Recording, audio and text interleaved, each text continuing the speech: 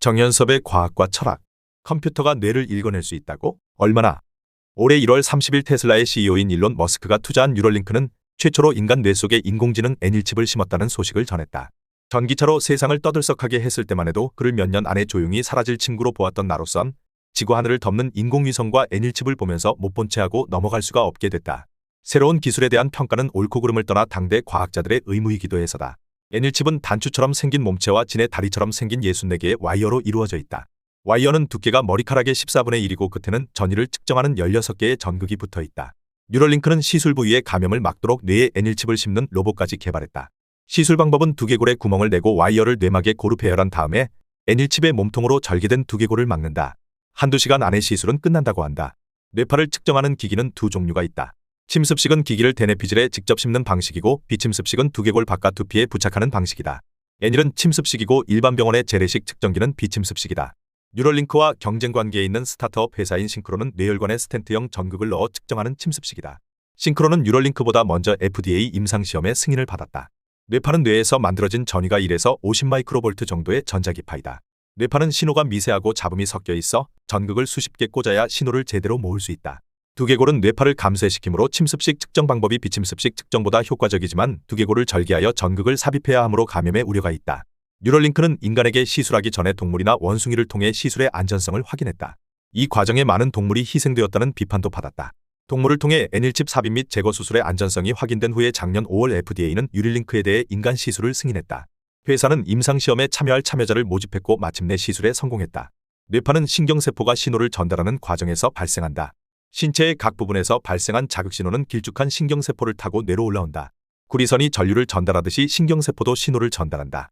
구리선은 양끝단에 전압을 걸어 신호를 전송하지만 신경세포는 외부와 내부의 전압을 발생시키면서 나트륨이온이 안팎을 잇는 통로를 들락거리게 해 신호를 전달한다.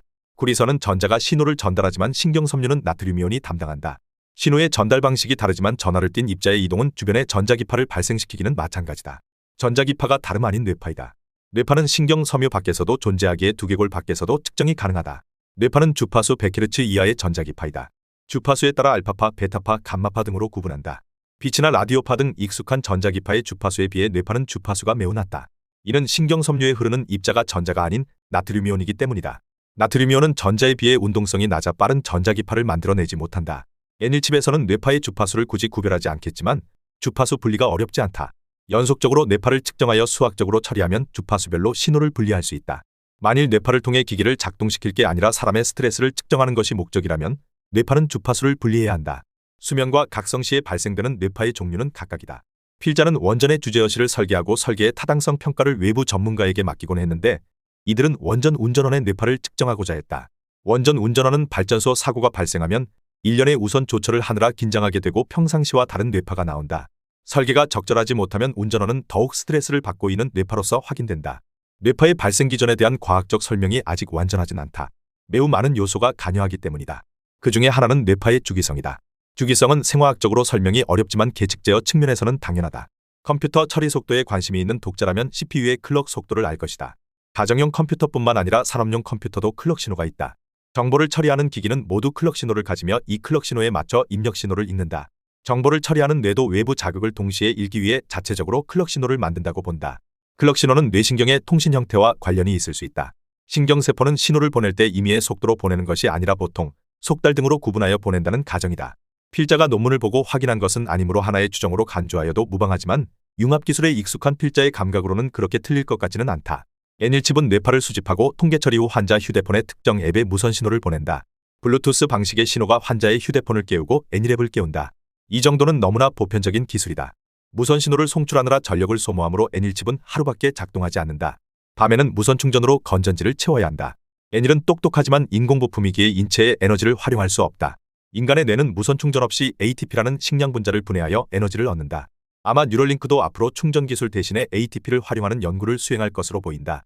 휴대전화의 앱은 N1칩에서 뇌파 신호를 받아 마우스 커서의 움직임을 보여주는 매우 단순한 프로그램이다. 일반적으로 마우스 커서는 손으로 움직이지만 지체가 불편한 사람들은 N1칩을 이용해 눈으로 마우스 커서를 움직일 수 있다. 정상인에게는 너무나 단순한 기능이지만 장애인에게는 마술 같은 기적이다. 사실 인간의 모든 기능은 당연해 보이지만 분석적으로 접근하면 모두가 기적이다. 현대과학은 아직도 뇌의 기능을 완전히 이해하지 못한다. 과학자들은 마우스 커서 신호를 처리하는 뇌의 부위를 정확히 알지 못한다. 마우스는 현대문명의 산물이지만 마우스 처리를 위해 별도로 할당된 뇌 부분이 없다고 보는 편이 오히려 정확한 해석일 수도 있다. 범용 뇌 부위가 특정 상황에서는 마우스 신호를 처리한다고 보는 편이 타당할 수도 있다. 굳이 추측하자면 마우스 뇌 부위는 시신경이 몰리는 뇌 부위이거나 손으로 마우스를 움직이는 운동 시신경이 모인 뇌 부위일 수 있다. N일칩의 전극도 이 부위에 삽입되어 있을 것이다.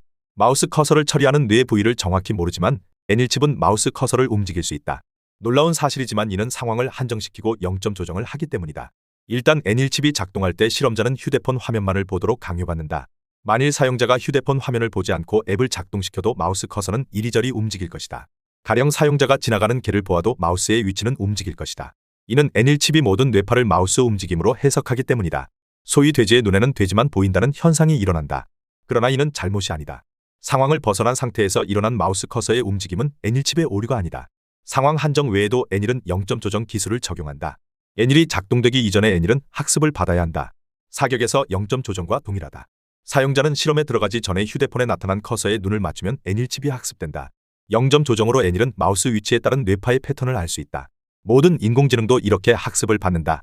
0점 조정은 지문의 해석과 비슷하다. 지문의 절대값만으로 사람을 찾을 수는 없다. 지문은 등록한 사람과 비교를 통해서 사람을 알아낼 수 있다. 0점 조정을 통해 뇌파가 등록되었기 때문에 N일은 마우스의 위치를 알아낼 수 있다. 만일 지문으로 사람의 지능을 알고자 한다면 어떨까? 지문과 지능은 상관관계가 없으므로 이 시도는 실패할 것이다. N일의 전극이 마우스의 위치와 상관이 전혀 없는 뇌 부위에 삽입되었다면 N일의 뇌파는 마우스 커서 위치를 알 수 없다. 따라서 N일칩의 전극은 뇌의 적절한 위치에 시술되어야 한다. N일칩의 성공은 놀랍지만 아직도 한계가 있다. 이 한계는 천억 뉴런이 만들어내는 총합으로서의 뇌파만 측정되기 때문이다. 학점의 총점만 보고 학생의 적성을 파악하지 못하듯이 뇌파는 총량의 개념이므로 뇌이식 파악에 한계가 있다. 만일 뇌컴퓨터 연계 기술이 더 발전하여 뉴런 하나하나의 신호를 읽을 수 있다면 활용 범위는 확대된다. N일칩처럼 실험 상황을 한정지을 필요도 없고 0점 조정도 필요 없다. 뇌의 뉴런 하나하나를 읽어내는 시도가 없는 것은 아니다. 기능형 핵공명 장치는 피가 들어가는 뇌세포를 찾아낸다. 피가 들어가는 뇌세포는 지금 활동 중이라는 의미이다. 현 기능형 핵공명 장치의 공간 분해능은 세포 하나하나에 미치지는 못한다. 이 목표는 달성하기 요원한 기술이지만 과학자들을 계속하여 유혹하는 기술이다. 인간의 상상은 현대기술 저 너머에 있지만 알고 보면 현실과 동떨어진 상상도 아니다. 인간은 문맥과 0점 조절 없이 타인의 생각을 읽어내고자 한다. 현상학을 창설한 독일 철학자 후설은 뇌는 항상 어떤 대상을 지향하고 있다고 했다. 우리가 멍 때린다며 아무 생각 없는 상태를 주장하지만 그는 멍 때리는 상태에서도 뇌는 어떤 대상을 지향하고 있다고 했다. 이것이 뇌의 지향성이다. 필자는 만일 뇌의 지향성이 있다면 이 지향성은 어휘로 표현될 수 있다고 본다. 즉 뇌의 상태는 시간에 따라 어휘의 흐름으로 나타나고 개선된 N일칩은 뇌파를 읽어 자녀기의 나무 은행 등의 순으로 어휘를 토해낼 것이다. 이번에 N일칩은 마우스 커서를 움직이는 용도로 사용되었지만 마우스 커서를 움직이는 또 다른 방식이 있다. 카메라로 눈동자의 움직임을 측정하여 컴퓨터의 커서의 움직임을 보여줄 수 있다. 카메라로 측정하는 방식이 N일칩보다 간단하고 정확하다. 실제 필자는 운전자가 관심을 두는 조작기기를 파악하려 눈동자의 움직임을 카메라로 녹화한 적이 있다. 실험이 끝나고 녹화된 동영상을 재생하면서 운전원이 관심을 지닌 기기를 시간별로 확인했다. 녹화하고 재생하느라 시간이 오래 걸려 중도에 포기했다.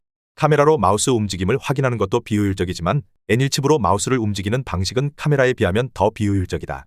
그러나 향후 뇌컴퓨터 연계의 잠재성을 생각하면 이번 일론 머스크의 성공은 큰 의미가 있다. 일론 머스크는 나중에 인공지능 칩을 자기 머리에 심겠다고 호언장담하고 있는데 그의 도전적 행동을 보고 있으면 이미 칩을 심고 살아가는 것 같다. 더 칼럼니스트